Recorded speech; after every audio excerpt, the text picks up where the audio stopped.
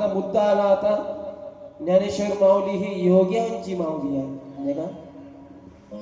आणि नामदेव महाराज भक्ती प्रेम मूर्ती आहे, भक्तीवर विश्वास ठेवणारे आणि ते योगावर विश्वास ठेवणारे. भक्ती आहे परंतु हे योग्यांची आहे, हे भक्ताची आहे. आता माऊली म्हणतात तुम्हाला पाणी हवंय ना, मी आणून देतो तुम्हाला. मी लहान रूप करून जाऊ शकतो तळाशी आणि मी पितो आणि तुम्हाला पण घेऊन येतो. नामदेव महाराज म्हणाले माऊली तुम्ही जा, तुम्हाला प्यायचं असेल पाणी प्या. मी विहिरीजवळ बसतो, मला माझ्या जवळ जर पाणी येत असेल तर पेईल, नाही तर मी तसाच राहील. माऊलीनं आपलं म्हटलं त्यांना, त्यांनी त्यांचं काम केलं. ते छोटंसं रूप धारण केलं, आतमध्ये गेले, पाणी प्यायले, बाहेर